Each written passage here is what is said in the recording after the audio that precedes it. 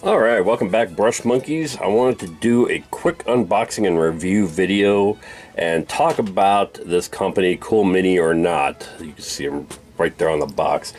So this box is the box of the beast. It's the Iron Maiden Eddies sets. There should be 3 with an additional pre-order only mini in there.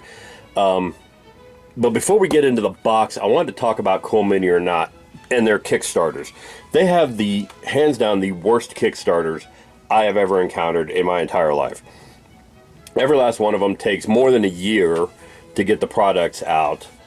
And when they do, it's generally 2 to 3 months after when they say they're going to ship them out. So like the Supernatural Kickstarter that I backed at the same time as this, they were both backed at the same time. They both said they were going to ship in June. The Supernatural one shipped in July. This one I just got in August, and that was sent by FedEx from, bear with me a second. It was sent from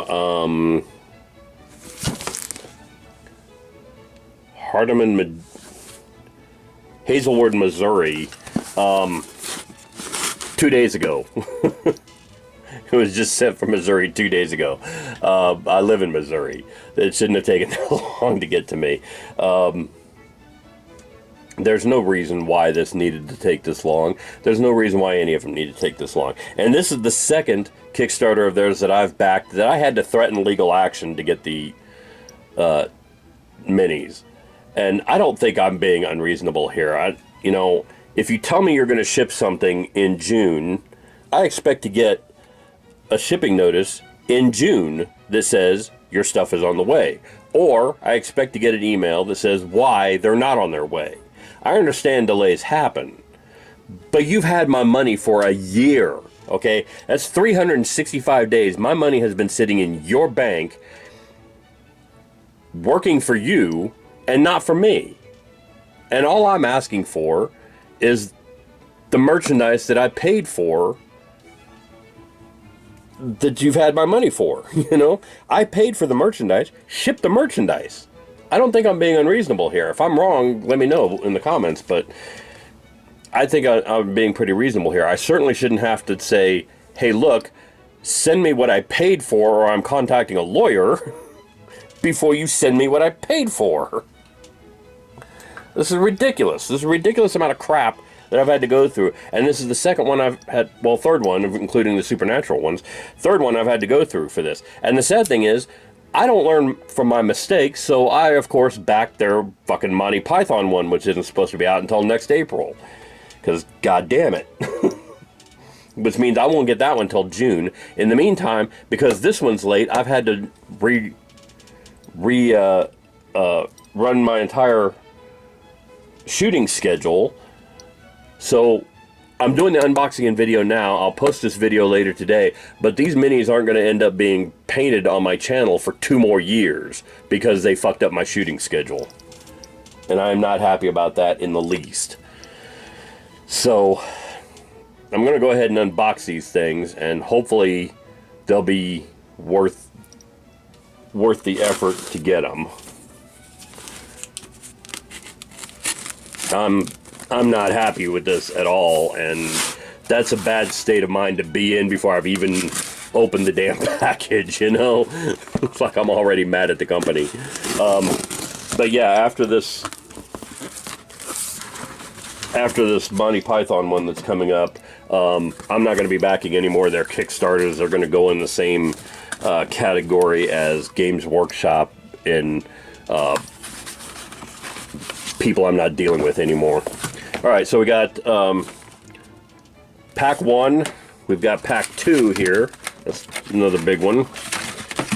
And these are all, for those of you that don't know about this, this is Iron Maiden. Eddie is the mascot for Iron Maiden, and these are all miniatures of Eddie that could be used in all these different Zombicide games and Massive Darkness and Cthulhu and Ankh, and I think there's one for Rising Sun. Yeah, there's These can be used in all of Cool Mini or Not's other games. There's the exclusive original Eddie, as he appeared on the first album cover. And he can be used in Zombicide, and it includes all the cards and everything to be used in all these different games, which is cool. That's not a huge selling point for me because I don't play any of those games, but, you know, it's nice to have them. So, let's see. Let me get these. Let me pause for a second while I get these unwrapped here. Alright, I got original Eddie open, and the miniature itself is really nice and detailed. Doesn't seem to be a whole lot of cleanup on it. Let me see if I can zoom in and actually get some decent pics of this guy. Really nice and detailed. Looks like the album cover. Doesn't seem to be a whole lot of flash lines or what have you. Nicely detailed. Cool Mini, this is what gets me about this. Cool Mini or Not makes some decent minis. They just take forever to deliver on their Kickstarters, and it's ridiculously unheard of.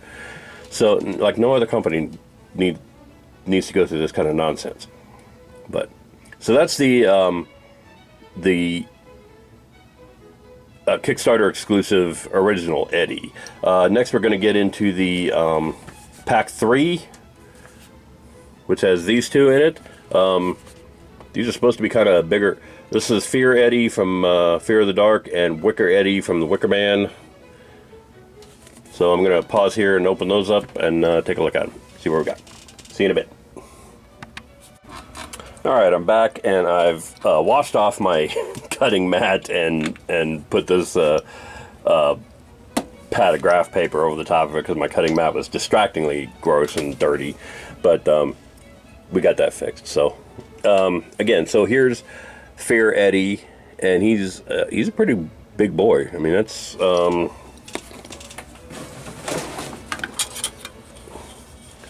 get out the ruler here. He's about 3.5 inches tall. It's a pretty good size. And Wicker Man Eddie is almost 4 inches tall.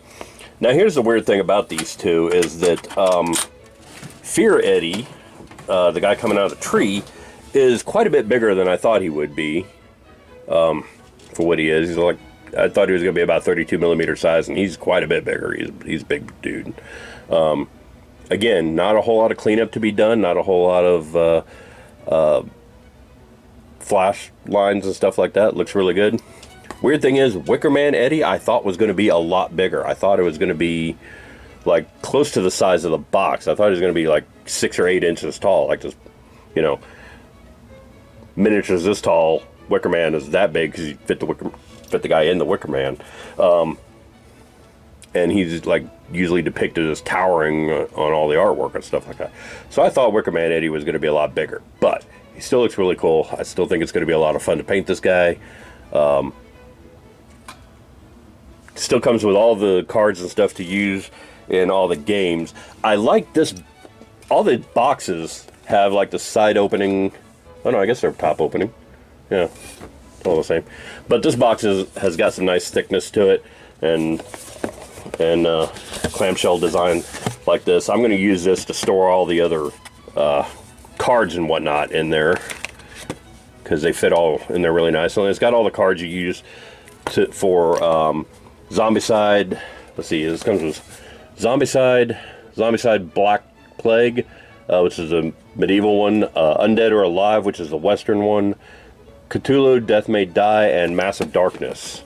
And this comes with all the cards to play with all those. So I'm going to use that box to keep all the cards in from all of them. And then it's got this little sheet that says, you know, how to use Eddie in each one of those games, which is kind of cool. So I'm going to put that aside. And we'll take a look at the other one.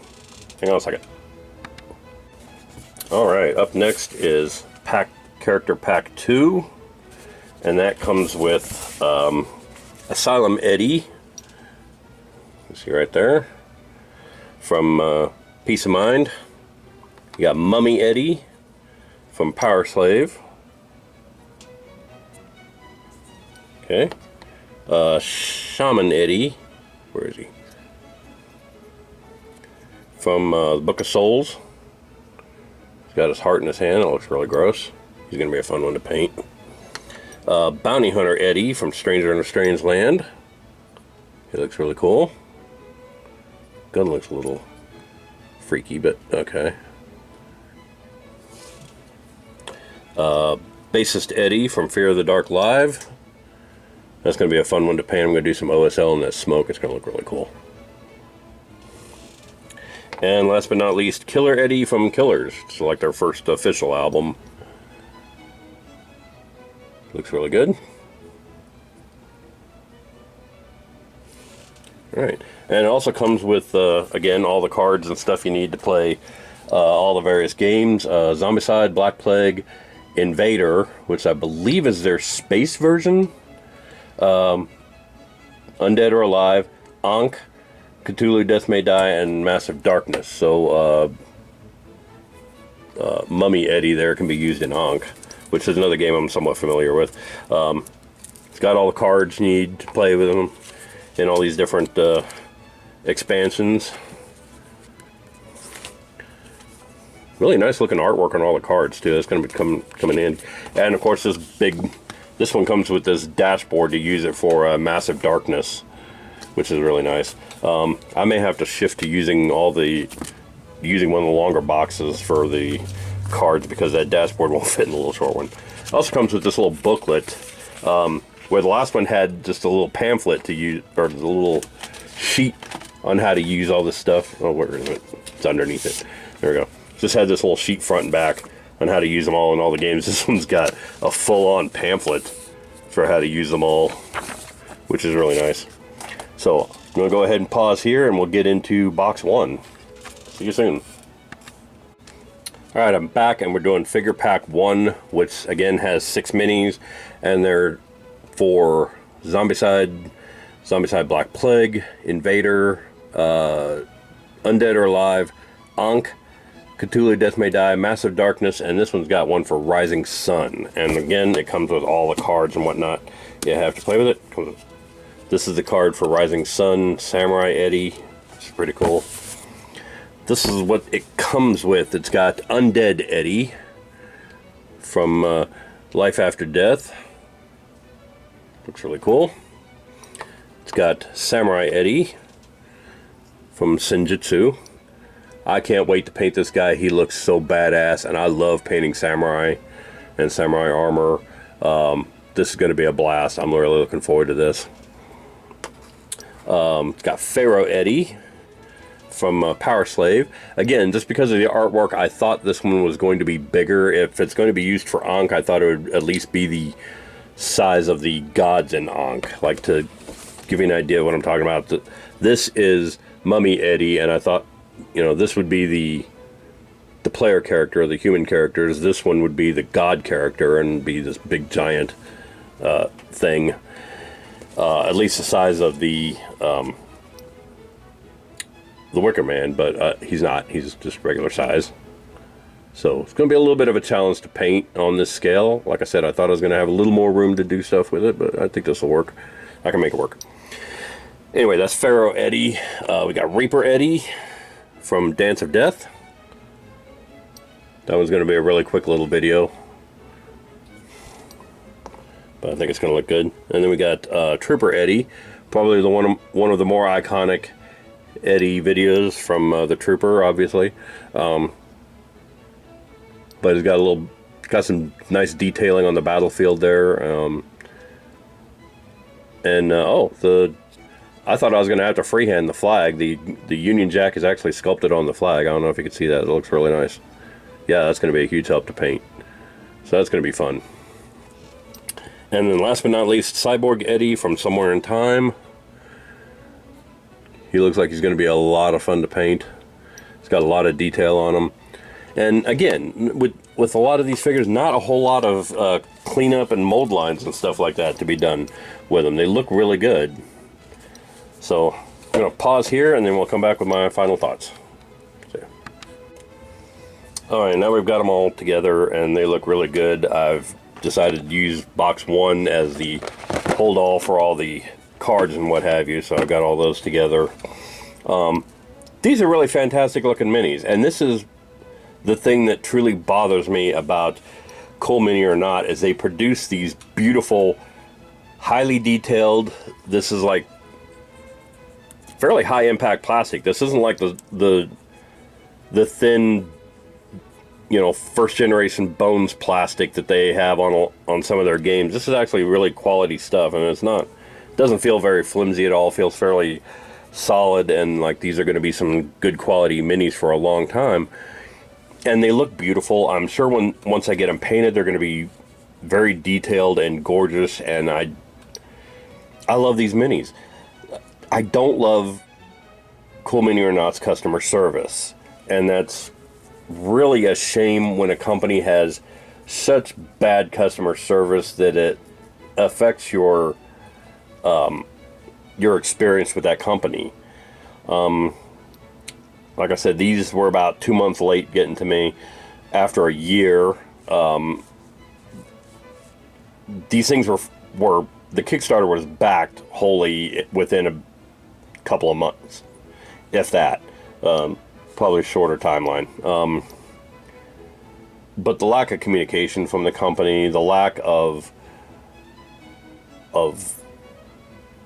working to get these out, even after numerous complaints, and there's no accountability, there's no customer service, there's no communication. It's really a shame that because of all these problems that I don't want to deal with Cool Mini or Not anymore, and they're going to go in the same category as Games Workshop, where they're just more of a hassle to deal with than is worth it. And I'm not going to mention them on my page anymore. I'm going to do these minis. I'm going to do the